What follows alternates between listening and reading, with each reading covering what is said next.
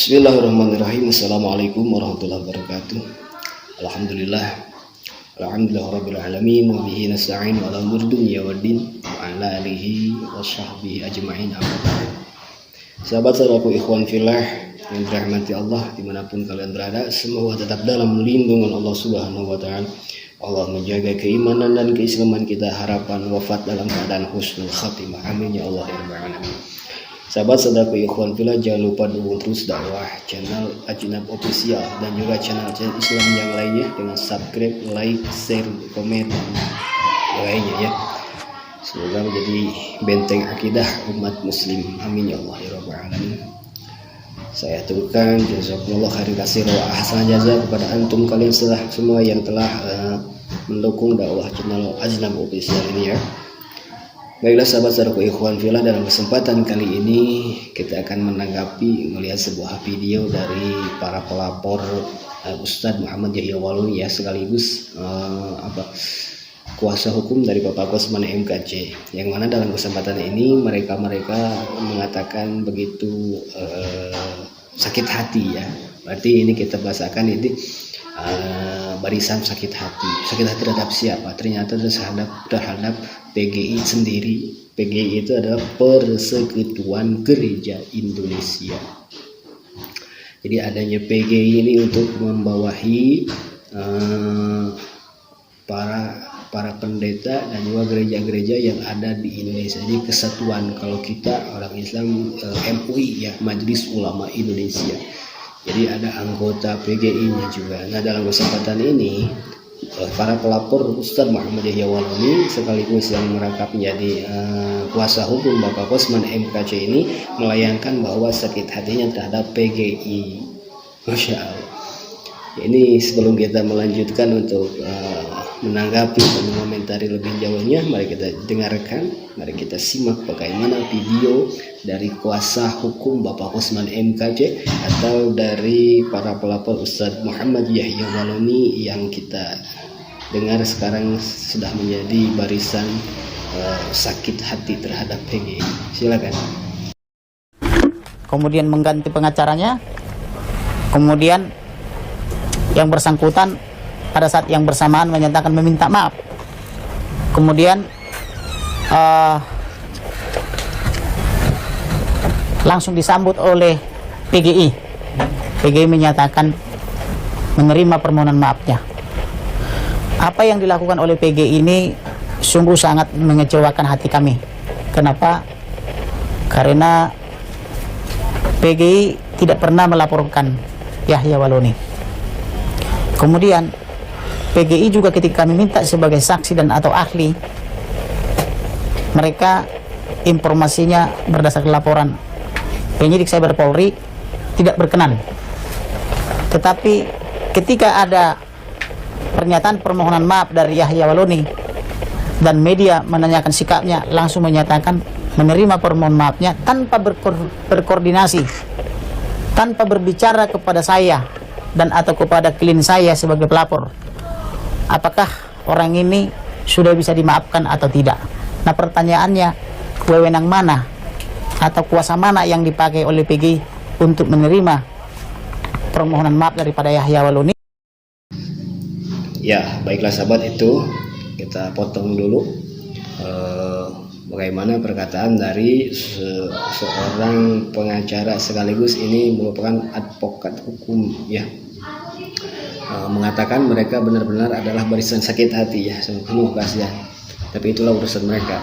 Mereka melayangkan bagaimana sepihak PGI bisa menanggapi atau memaafkan Ustadz Yahya Waluni. Wewenang dari PGI atau Persekutuan Gereja Indonesia itu sendiri tiada lain dan tiada bukan, itu kan sudah dibentuk untuk menaungi gereja-gereja di bawahnya. Juga demikian kan, Ustadz Muhammad Yahya Waluni melayangkan permintaan maaf itu bukan kepada mereka, bukan kepada pelapor, tapi sudah umum pada seluruh orang-orang Kristiani ya, umat Nasrani. pada seluruh warga Indonesia. Jadi wajar saja kalau PGI, saya di sini berpihak pada PGI. Jadi wajar saja kalau PGI ini melayangkan juga memberikan maaf, menerima permintaan maaf dari Ustadz Muhammad Yahya Waloni. Tidak perlu laporan kepada mereka sebagai pelapor Ustadz Muhammad Yahya Waloni sekaligus yang merangkap menjadi kuasa hukum dari Bapak MKC Kosman ini ya. Saya kira para pelapor Ustadz Yahya Waloni dan dengan PGI ini ya jelas lebih atas PGI karena lebih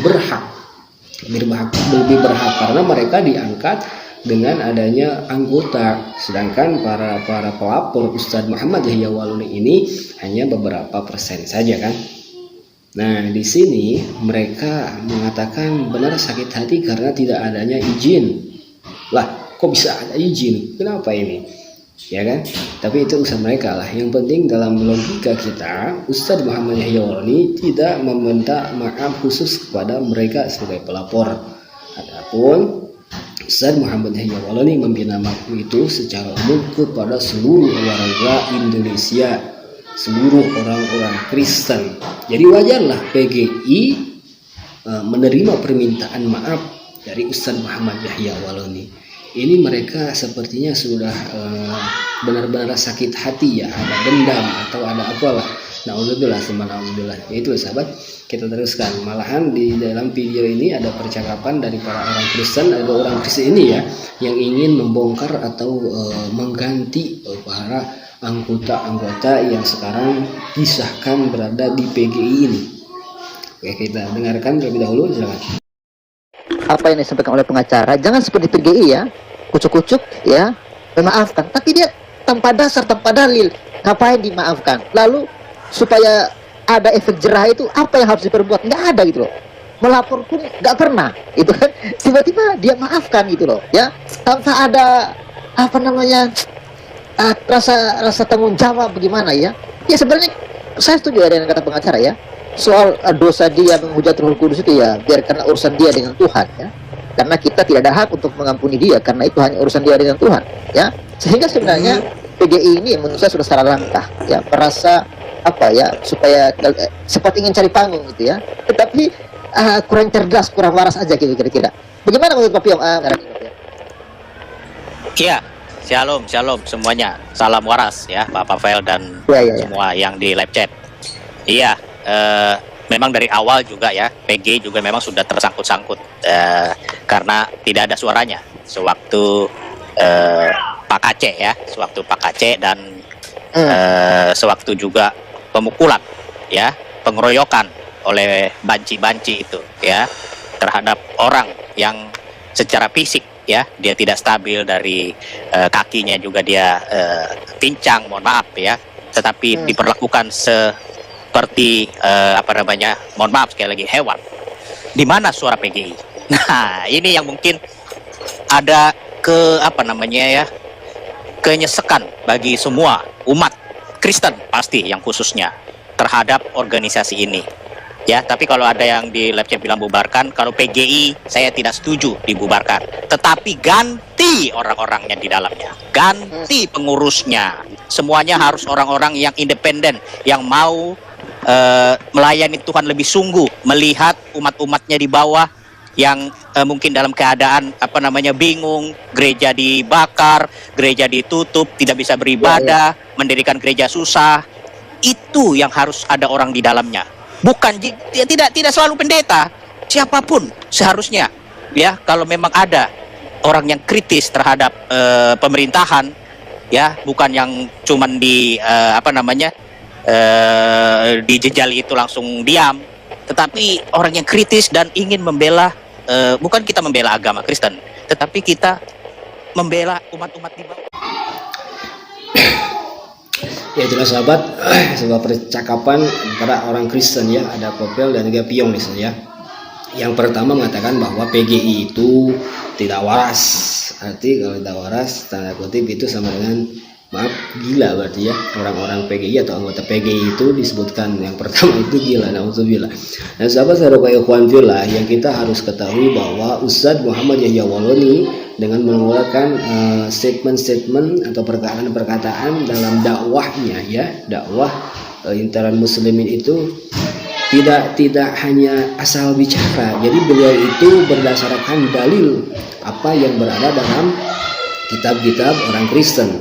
Dan juga sudah bisa dibicarakan berapa kali bahwa Ustadz Muhammad Yahya Waulani itu dakwah itu mengatakan kesalahan-kesalahan Kristen, kesalahan akidah itu di depan orang-orang Muslim untuk memperkuat, meneguhkan keyakinan orang-orang Islam sendiri, untuk memperkuat keimanan mereka, bukan di depan orang-orang Kristen. Nah, si orang pertama ini, si Papel ini mengatakan bahwa tanpa dalil. Lah jelas kok. Ustadz Muhammad Yahya Waulani itu kan sudah terkenal bahwa beliau adalah mantan dari pendeta ya, mantan rektor itu ya.